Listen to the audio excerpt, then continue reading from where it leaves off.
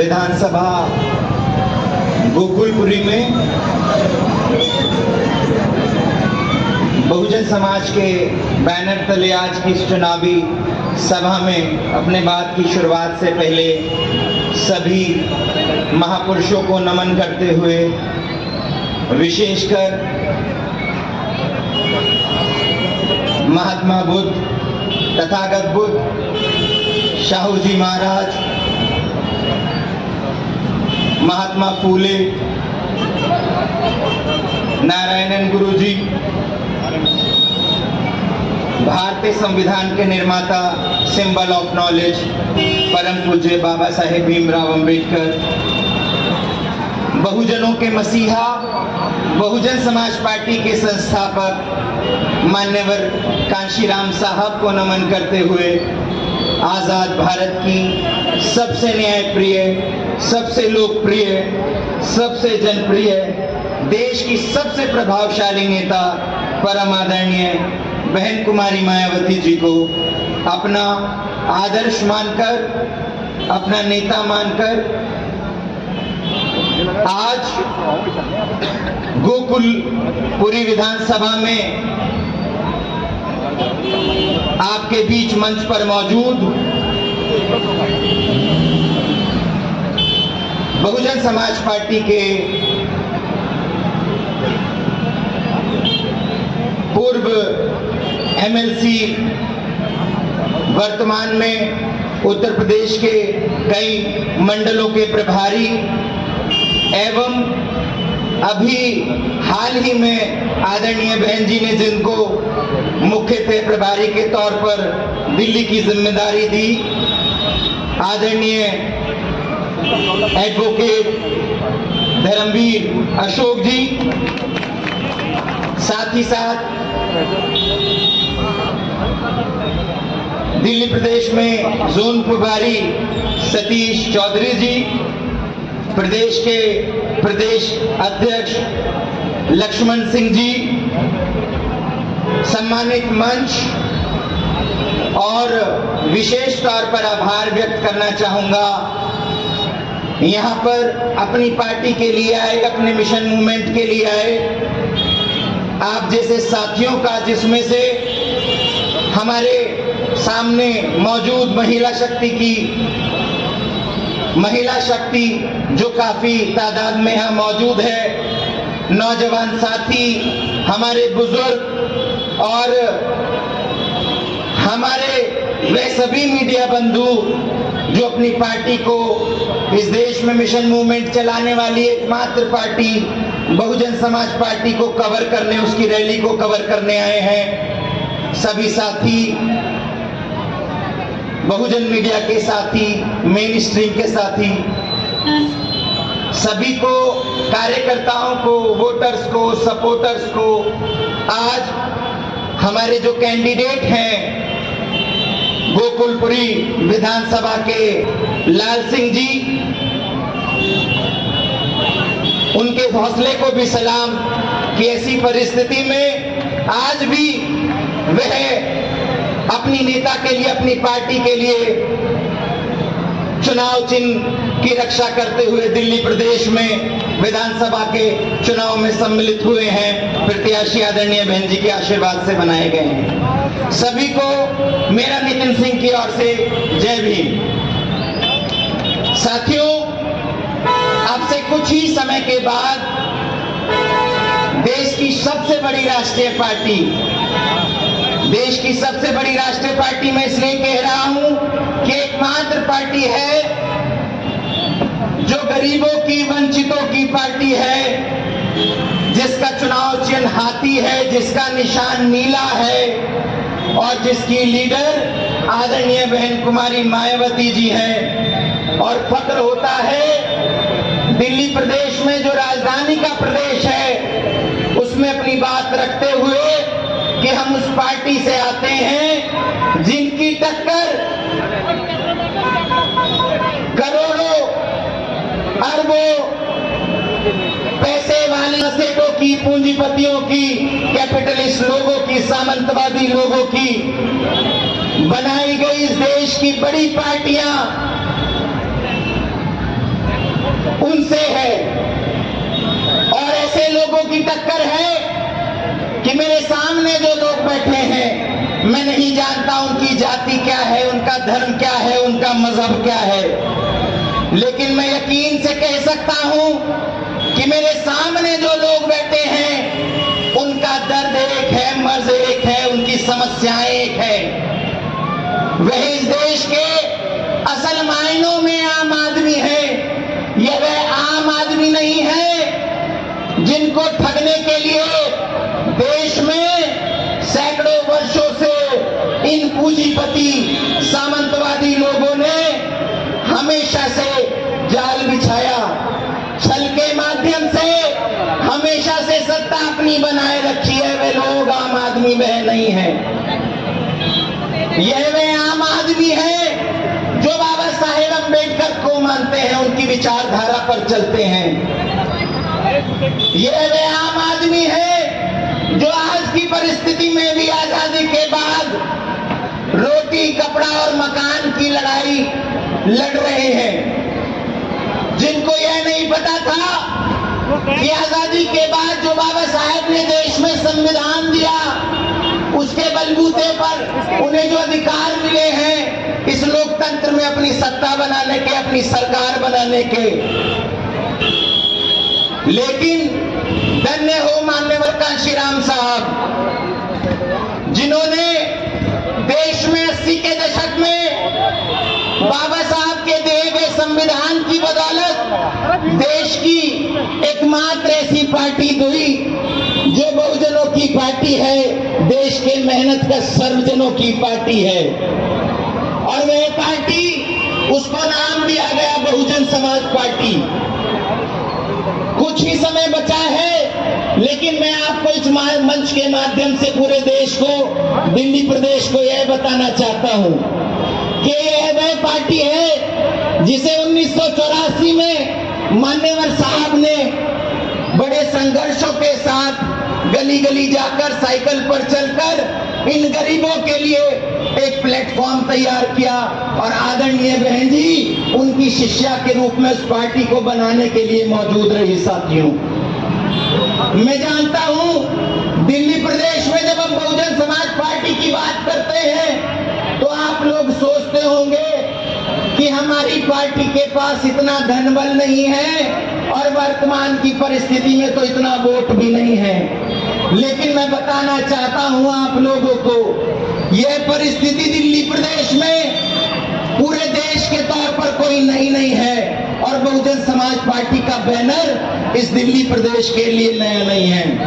आप लोगों के छोटे छोटे सहयोग से चलकर बहुजन समाज पार्टी ने उत्तर प्रदेश में जैसे 4 बार सरकार बनाई थी, और उसी की तर्ज पर जब इस देश के, इस प्रदेश के गरीब लोग अपने हाथी निशान और बैनर को लेकर आदरणीय बहन जी को लीडर मानकर गली गली दिल्ली प्रदेश में गए तो समस्याएं आई।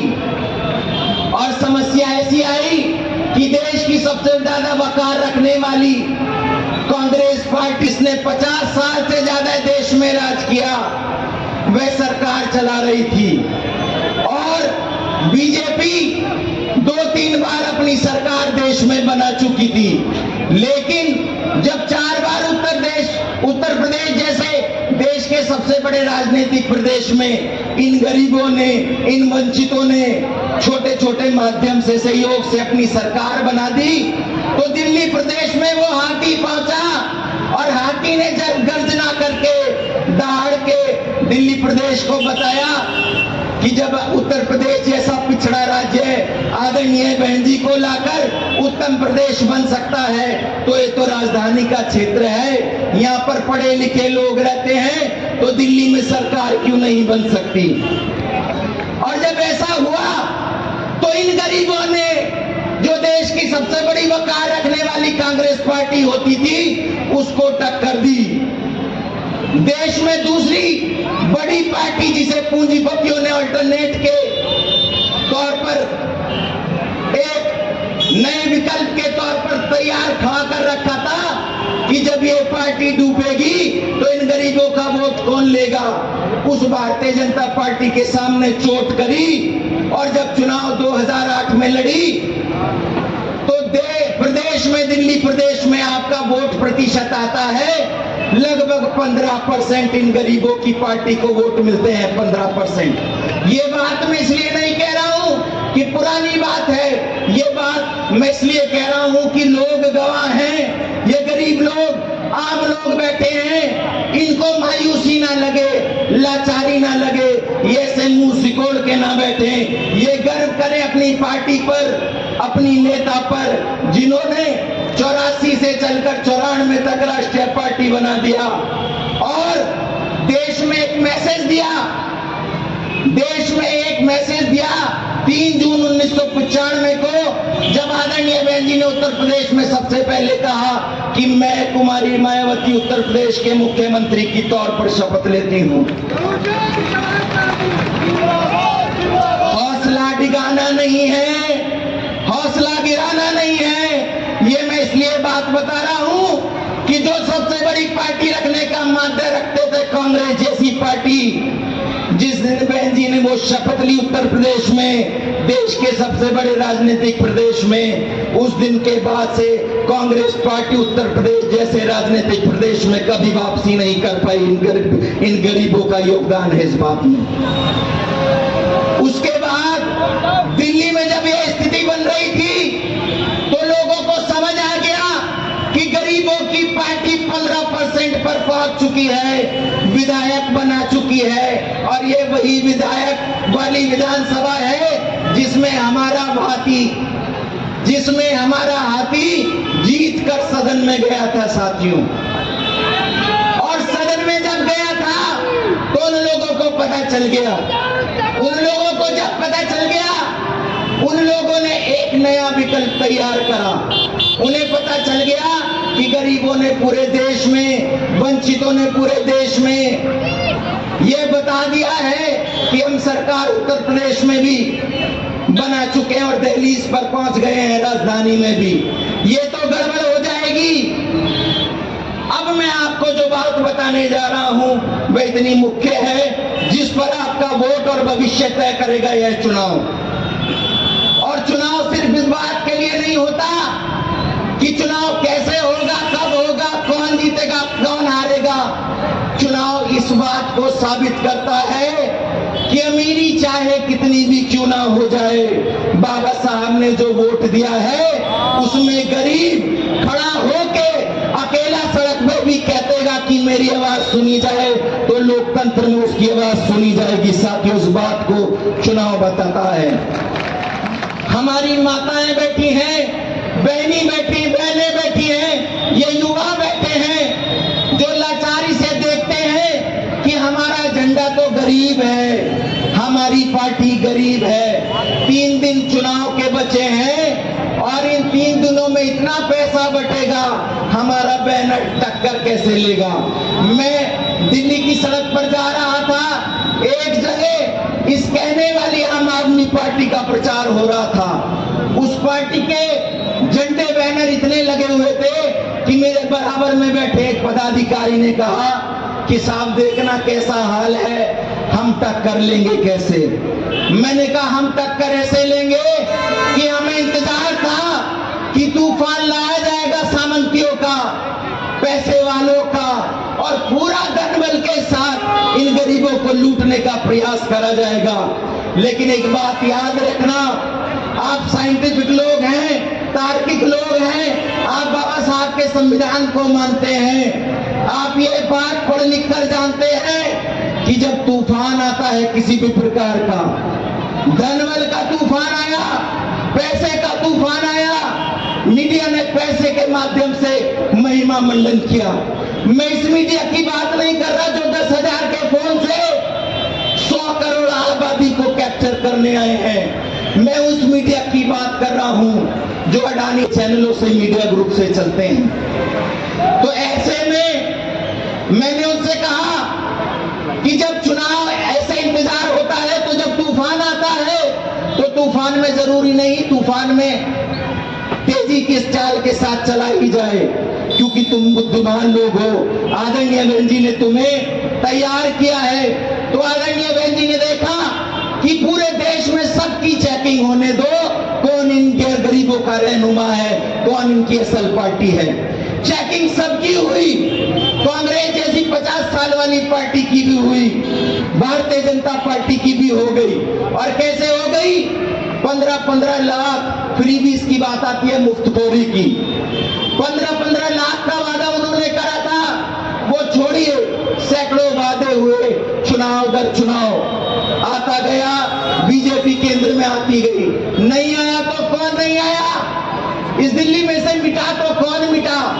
वो मिटा जो गरीब का हाथी था, वंचित का हाथी था।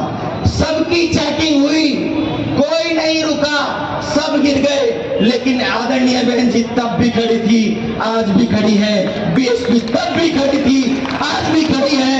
कश्मीर से लेकर कन्याकुमारी तक ये वोटर सपोर्टर तब भी खड़ा था, और आज भी डंके की चोट पर इस आज हमारे नेशनल कोऑर्डिनेटर आएंगे, वो आज भी कह के जाएंगे कि ये हाथी डिगने वाला नहीं, थकने वाले नहीं, और वोट हमारा, राज तुम्हारा नहीं चलेगा, नहीं चलेगा, और कहकर जाएंगे। और हमने आपको बताया कि भाई तख्त बदल दो, ताज बदल दो, और बेईमानों का राज बदल दो, लेकिन शांति के साथ नहीं। 3 दिन बचे हैं, 2 दिन ही बचे हैं, चुनाव रातों रात पलटा जाता है। इतनी करिश्माई ताकत होती है वोट में, अगर आप समझ गए तो हाथी दिल्ली में दहाड़ेगा। और यकीन मानिए, कांग्रेस ने राज किया, कुछ नहीं मिला, बीजेपी ने राज किया, कुछ नहीं मिला।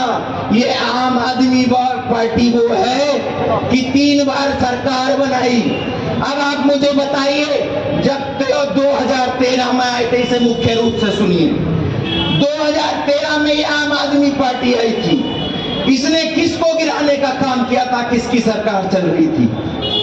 2013 में जब कहा गया आपका वोट तोड़ने के लिए, गरीबों को तोड़ने के लिए, तो पिक्चर तो 2014 में मोदी जी ने रिलीज करी थी पूंजीपतियों की, लेकिन उससे पहले ट्रेलर दिल्ली में दिखाया गया था। किस बात का ट्रेलर?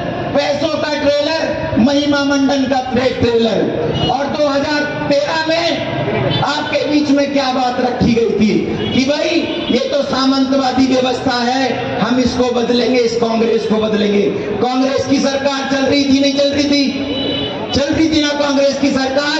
और किस सरकार को बदलने के लिए आम आदमी पार्टी आई? आप बताइए, सब लोग गवाह हैं। 2013 में किसकी सरकार थी केंद्र में? कांग्रेस की सरकार थी। और हटाने वाले कौन थे? सबसे ज्यादा दिल्ली में कौन जीत रहा था? आम आदमी पार्टी।